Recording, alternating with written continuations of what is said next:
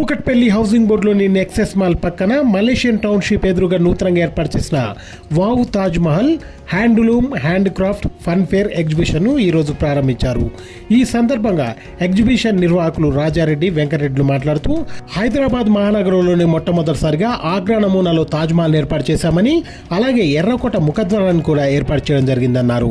చిన్నారుల నుండి పెద్దల వరకు ఎంటర్టైన్ చేయడానికి రోబోటిక్ యానిమల్స్ మరియు 60 రకాల లైవ్ బర్డ్స్ ఈ ఎగ్జిబిషన్లో ఉన్నాయని, 600 మందికి పైగా ఈ ఎగ్జిబిషన్ ద్వారా ఉపాధి దొరుకుతుందన్నారు.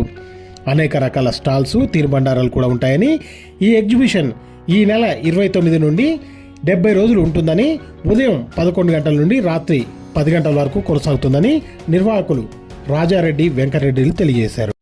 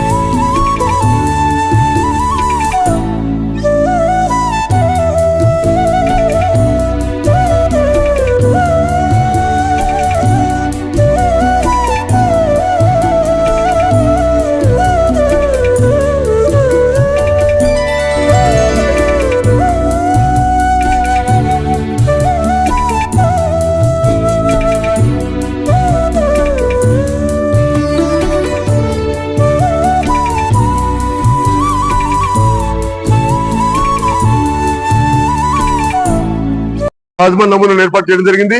అదేవిధంగా దాని ముఖద్వారంగా రెడ్ ఫోర్ట్ అంటే ఎర్రకోటను కూడా మనం ఈ నమూనాలో పెట్టడం జరిగింది. దీంతో పాటు చిన్నారి పిల్లల దగ్గర నుంచి పెద్దవారి వరకు ఎంటర్టైన్ చేసే కోసం ఇక్కడ రోబోటిక్ యానిమల్స్ ఏవైతే ఉంటాయో అవన్నీ కూడా విత్ మూమెంట్స్ తోటి ఇక్కడ మన పిల్లలకి కన్విన్స్ చేసే కోసం ఇక్కడ పెట్టడం జరిగింది.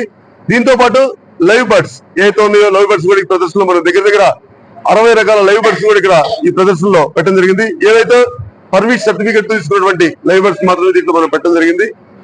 దీంతో పాటు సుమారుగా 27కు పైగా లేటెస్ట్ అమ్యూజ్మెంట్ రైడ్స్ అయితే ఉన్నాయో వాటిని కూడా ఈ ప్రాంతంలో మనం పెట్టడం జరిగింది. దీంతో పాటు 100కు పైగా హ్యాండ్లూమ్స్ హ్యాండీక్రాఫ్ట్స్ హౌస్ హోల్డ్ సంబంధించిన స్టాల్స్ ని ఈ ప్రదర్శన ప్రప్రథమంగా ఏర్పాటు చేశాము.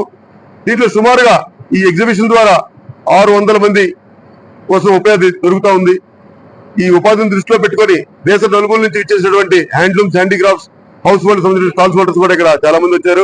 అదేవిధంగా రకరకాల తినుబండారాలు కూడా ఈ ప్రదర్శనలో ఉంచడం జరిగింది. ఇది ప్రతిరోజు పొద్దున 11 గంటల దగ్గర నుంచి రాత్రి 11 గంటల వరకు 10 గంటల వరకు ఈ ప్రదర్శన కొనసాగుతుంది. ఇది రేపు సాయంత్రం 6 గంటలకి ఈ ప్రదర్శన ప్రారంభిస్తూ ఉన్నాము. ఇది ఒక దసరా హాలిడేస్ కాదు, దీపావళి హాలిడేస్ కానివ్వండి, ప్రతి ఒక్కరికి అంటే ఈ రోజు ప్రతి ఒక్కరు కూడా పొద్దున్న సాయంత్రం దాకా కష్టపడుతూ ఉంటారు. వారికి ఒక ఎంటర్టైన్మెంట్ అందించే విధంగా ఇది ఒక పార్క్ లాగా పెట్టడం జరిగింది. అంటే ఎగ్జిబిషన్స్ పట్టడం సర్వసామాన్యం, ఎందుకంటే హైదరాబాద్ చాలా ఎగ్జిబిషన్ నడుస్తూ ఉంటాయి.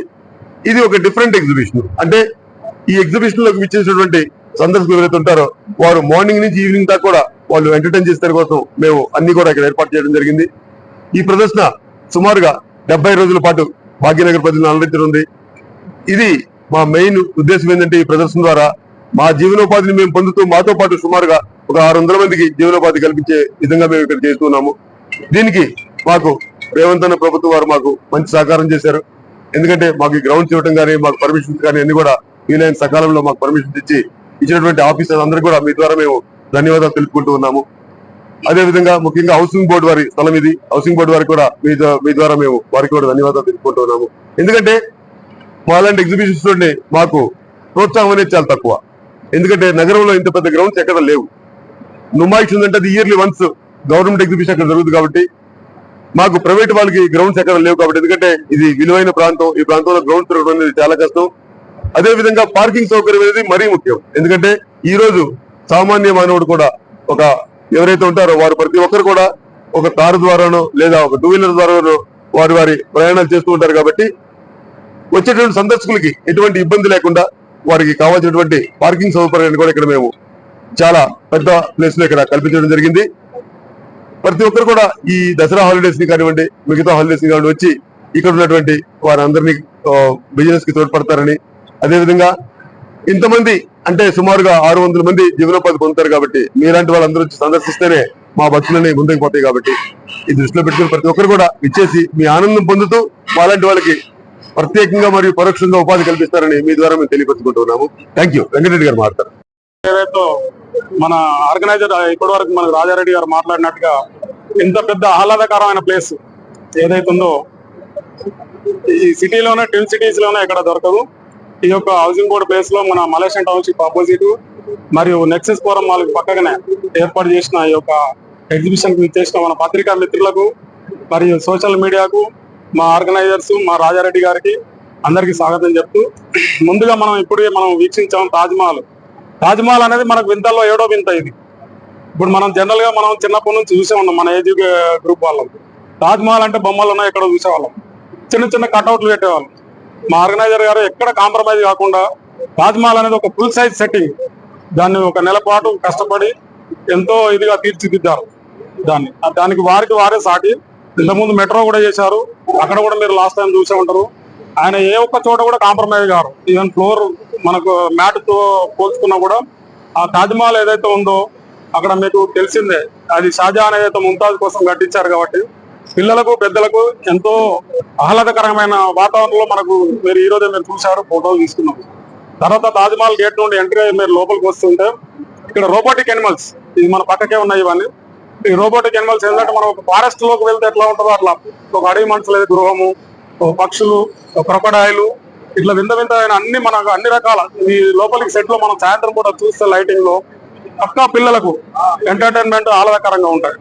ఇది ఎందుకు చెప్తున్నాం అంటే మీరు మీ ప్రింట్ మీడియా కానీ సోషల్ మీడియా ద్వారా ఇంటింటికి 100% రీచ్ కావాలి. బ్రదర్స్ ప్లీజ్, అన్న ఎంతో కష్టపడి చాలా ఇబ్బందులు, ఎందుకంటే ఈ సంవత్సరం వర్షాలు వచ్చినాయి, ఫైనాన్షియల్ కానీ అన్ని విధాల పోరాటం చేస్తూ ఆయన ఎక్కడ కాంప్రమైజ్ కాకుండా ముందుకు తీసుకెళ్తున్నారు. సో ఇది సెకండ్ వన్. తర్వాత మనకు పెవిలియన్ షాప్స్ అని ఉన్నాయి, మీరు చూశారు. హౌస్ హోల్డ్ అప్లయన్సెస్ కానీ, ఫ్యామిలీకి సంబంధించిన కానీ, పిల్లలకు సంబంధించిన కానీ, లేడీస్ కానీ, గృహోపకరణాలు కానివ్వండి, ఎలాంటి మనకి ఏ వస్తువునైనా కొన్ని చోట్ల దొరకని కూడా మనకి ఇంపోర్టెడ్ ఐటమ్స్ కూడా షాపులలో దొరుకుతాయి. సో తర్వాత మీరు లైవ్ బర్డ్స్ చూశారు, ఆస్టిచ్ అని పెద్ద జంతువులు ఏదైతే మనం ఇప్పుడు రోబోటిక్స్ లో చూసినా వాళ్ళ లైవ్ బర్డ్స్, ఇంకా కొన్ని బర్డ్స్ కూడా తెప్పిస్తున్నారు అన్నగారు కేరళ నుంచి. మంచి వెరైటీ గ్రే పారెట్స్ అని, మకావ్ అని పారెట్స్ అవన్నీ తీసుకొస్తున్నారు. ఆ తర్వాత ఫుడ్ కోర్ట్ కూడా చూశారు. ఎక్కడైనా ఏదో చిన్న స్టాళ్ళు అవి ఉంటాయి, బట్ అన్నగారు విజయవాడ వారి నుంచి వాళ్ళని సంప్రదించుకొని వాళ్ళతో కాంటాక్ట్ అయ్యి మంచి ఫుడ్ కోర్ట్స్ సాయంత్రం పూట వస్తే మీకు కూడా పాసులు ఇవ్వబడతాయి. మీ ఫ్యామిలీస్ తో కానీ అందరూ హ్యాపీగా మీరు, మా రిక్వెస్ట్ ఏంటంటే అన్నగారిది మీరు అందరు రీచ్ అయ్యేటట్టు ఏదో విధంగా ఇంట్లో ప్రతి ఒక్కరు రీచ్ అయ్యేటట్టు మీరు కొంచెం పబ్లిసిటీ ఈ మీడియా ద్వారా, మీ సోషల్ మీడియా ద్వారా మీరు అందచేయాలి. మళ్ళీ మనం సెలబ్రేట్ సినిమాలలో చేస్తారు చూడండి సక్సెస్ అనేది, తప్పకుండా అన్నగారే మీకు మళ్ళీ పిలిచి మళ్ళీ ఒక అభినందన సభలాగా పెట్టుకుందాం దసరా దీపావళి తర్వాత. ప్లస్ అమ్యూజ్మెంట్ అన్నగారు చెప్పారు, అవి పెద్ద ఐటమ్స్ ఇక్కడ ఎక్కడ ఉన్నాయండి, మనకు టవర్స్ కానీ అవి కానీ ఇవన్నీ మనం అరేంజ్ చేసుకున్నాం. మా ఒకటే రిక్వెస్ట్ ఏంటంటే మీరు ఇంటింటికి రీచ్ అయ్యేటట్టు ప్లీజ్ మీరు కొద్దిగా కాన్సర్ట్ రెడీ అయ్యండి. ఎవ్రీ ఇయర్ 6 months ఒకసారి అన్నగారు ఆర్గనైజ్ చేస్తుంటారు. నెక్స్ట్ మళ్ళీ నెక్లెస్ రోడ్ అయితే ఇక్కడ మెట్రో అయితే త్రూఅవుట్ ఇండియాలో చేస్తుంటారు వివిధ స్టేట్లలో. సో మీరు దీనికి అందరూ సహకరించి సక్సెస్ అయ్యేటట్టు చేయాలని ప్రార్థిస్తున్నాను. థ్యాంక్ యూ ఈ అవకాశం.